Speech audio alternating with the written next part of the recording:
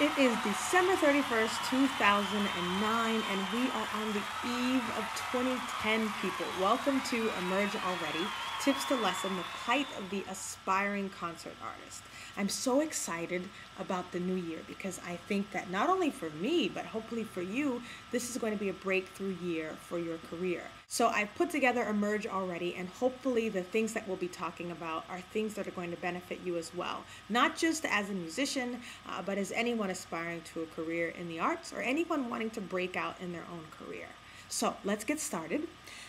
Tonight's episode is really simply titled. It's called Be the Boss of Your Own Art. You are the boss, and really right now, especially if you're managing yourself, you don't have managers, you don't have record labels, you don't have all these hookups like you think you really want to have.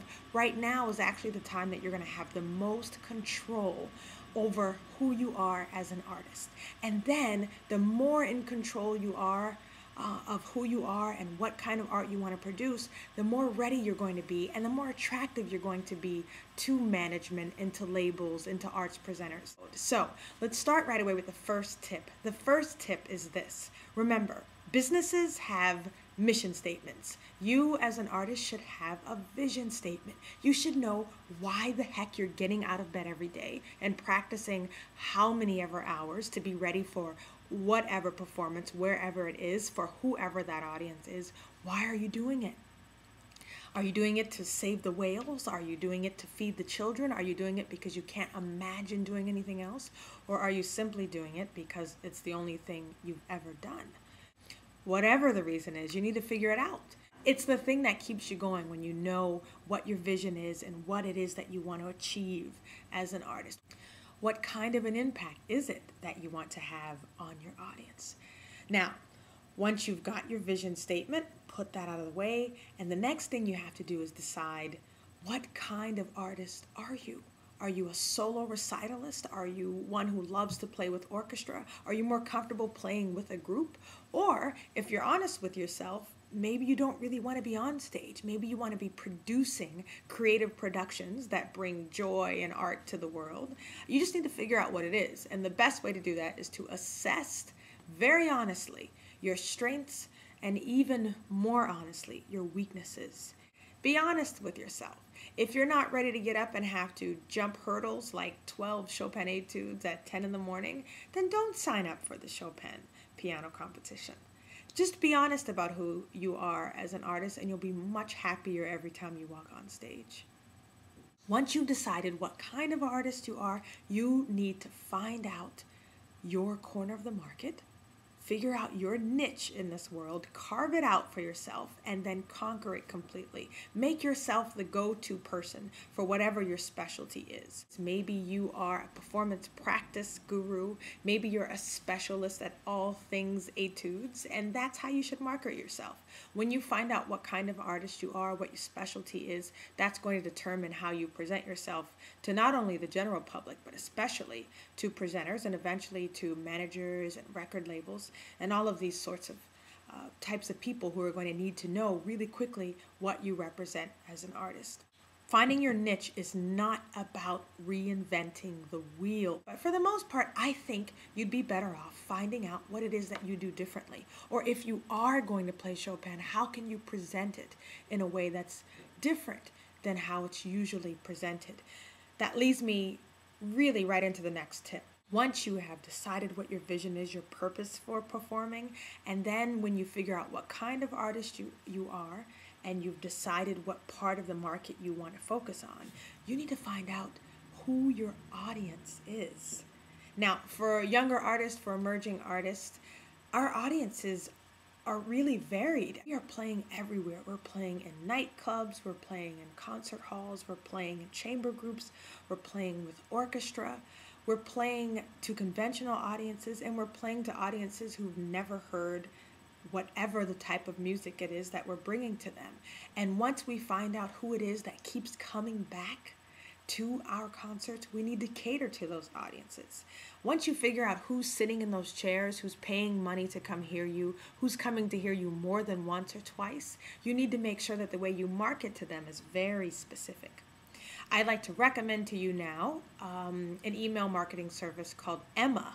marketing, and that's what I use to send out my newsletters. And it also gives me very detailed reading of who's opening my newsletters, who's clicking on the links that I'm sending. It lets me know who's interested in what I'm doing. It also lets me know who's not so interested in what I'm doing. But that's okay, because you're not going to please everyone all the time, but you need to find out that whoever it is that's actually liking what you're doing, that you're pleasing them as much as possible, because that's your audience. Once you've discovered that audience, you need to make sure that you are creating the most memorable, the most unique concert experience possible. Don't just sit down and play a traditional program. Don't be run of the mill. Think outside of the box. Maybe when you do Chopin ballades, you're going to pair it with a modern composer. Maybe when you do Schumann, you might also present some of Schumann or Clara Schumann's poetry to go with it. Maybe now you're going to appeal to very different people than you normally would have just as a musician. Maybe now you're going to present concerts in art galleries, and you're going to be creating programs that appeal not only to people who love music, but to people who love art, or to people who love literature, or to people who love multimedia experiences. I'm not saying that you should come up with gimmicks, because those are things that we all see through, but you should come up with really authentic experiences that represent who you are as an artist, and they leave your audience with something that has made a tangible, lasting impact, something that makes them want to see you again, makes them want to come back. Are they coming for the entire experience, which is actually the ultimate goal? They want to come for the experience of seeing you perform. Lastly, I want to encourage you to think outside of the box. It's such a cliche statement, but it's one that needs to be harped on, especially to artists. We have to think about our audiences, and I think when you think about all the things that we as concert artists are competing against, especially in terms of technology, we have a tall order to live up to. We have to make people want to get out of their house, put down their TiVo remote, actually throw on real clothes and not just their pajamas, possibly pay money and come sit and watch and listen to us for up to an hour and a half, 2 hours at a time. We've got to be offering them something worth getting out of their homes for. It's really hard these days to make a career as a concert artist, but it will get easier if you decide that you're not going to be run-of-the-mill, that you're going to be the boss of your own art. You're going to present memorable, creative, unique experiences that people can get excited about, not only once, but more than once. You want them to go back from your concert telling people, don't miss this person when they're in town.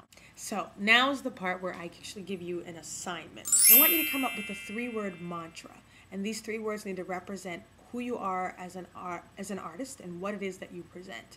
For instance, for my YouTube channel here, it's called the New Music Network, and the 3-word mantra is inspiration, information, entertainment, because that's what I'm trying to offer on this channel. The next thing you need to do is come up with one sentence that quickly describes you, again, your art, and what kind of performance experience you offer. Right now, scrolling on the bottom of the screen is my first sentence to my bio. And the sentence you create should be something that could easily be used as a bio, and it's the way that people can learn about you in a quick way and know exactly what it is they're getting when they come to see you in action. So that brings us to the end of our first edition of Emerge Already, where I have hopefully inspired you to be the boss of your own art. This is the time to really take control of who you are as an artist and how you want the world to get to know you and your artistry. I'm excited for you. I hope you're excited for yourself. See you next week right here on Emerge Already.